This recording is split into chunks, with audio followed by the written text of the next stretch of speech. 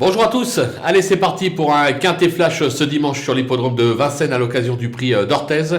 Un groupe qui va se courir sur 2850 mètres la grande piste, des chevaux de qualité juste en dessous des meilleurs on va dire, on devrait se régaler.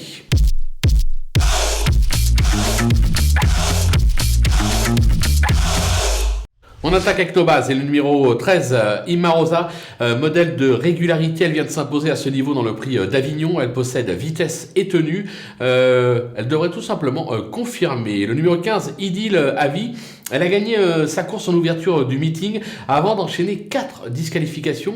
Ce sera encore une question de sagesse, mais moi je suis persuadé que si elle reste au trot, elle est tout simplement capable de s'imposer dans cette épreuve. Attention, le numéro 3, Crésus Di Poggio, il est invaincu cet hiver à Vincennes, mais à un niveau moindre. JMB reprend les rênes, on le connaît, il est capable d'avoir inventé quelque chose, limite inconnu pour ce cheval-là, ça peut être la révélation de cette épreuve, attention.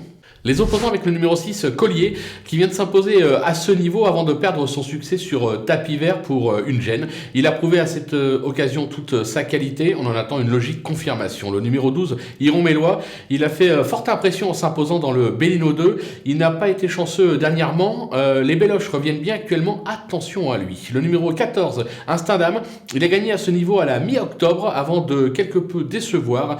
Il a couru en progrès dernièrement, décidé, il est capable de remettre les compteurs à zéro et de conclure dans la bonne combinaison. Le coup de poker, ce sera un cheval que j'aime bien, le 10, Ikaku des Saintis, plus heureux dernièrement, il aurait probablement accroché le podium. Alors certes, c'est pas un champion, mais à l'issue d'un parcours limpide, je le crois capable de venir brouiller les pistes à très belle cote, attention à lui. Les outsiders avec le 11, Calypso Di Poggio, les moyens ne lui manquent pas, comme l'atteste son récent succès. Elle s'est vite adaptée à la piste de Vincennes, elle est au top, elle a encore son mot à dire.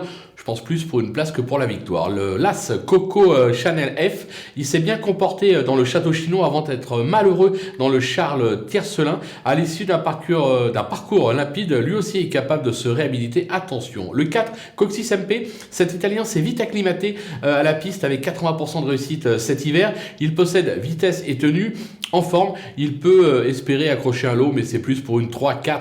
Même 5e place. Le 5 bien sûr, Invictus Decajol, qui se montre d'une belle régularité. Il s'est déjà fait remarquer dans cette catégorie. Alors pour moi, il est barré pour la gagne, il est même barré pour le podium. Maintenant 4-5e, on ne peut pas l'interdire. Du côté des délaissés, on commence avec le numéro 2, Ciao Titus Bond, plutôt performant sur les anneaux italiens. Il a toujours échoué sur cette piste cet hiver.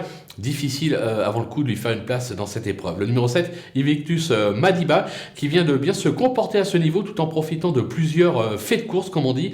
Je pense qu'il reste un ton en dessous dans cette catégorie, raison pour laquelle je ne l'ai pas gardé. On ne peut pas tous les garder, il faut prendre des risques. Le 8, Ikem, pareil, on prend des risques. Il a débuté son meeting par 3 succès et 2 accessites avant d'aligner 3 disqualifications en s'attaquant au niveau groupe. Voilà, je pense qu'il est un ton en dessous. Maintenant, voilà, ça fait partie des... Si vous avez la place, glissez-le. Moi, personnellement, j'ai fait le choix de l'écarter. Et enfin, le numéro 9, Imagine Darling. Ce fils de Prodigious a connu un beau passage cet été avant de fortement décevoir depuis le début du meeting d'hiver. Franchement, il est totalement à l'envers. Maintenant, voilà, c'est la souche du bois. On ne sait jamais quand est-ce qu'ils vont vraiment faire l'arrivée. J'ai fait le choix de l'éliminer également, mais la course est ouverte, on a quand même des bases qui semblent assez solides au papier. Voilà, on va se quitter avec quoi ? Avec ma sélection, bien évidemment, et mes conseils de jeu. À vous de jouer.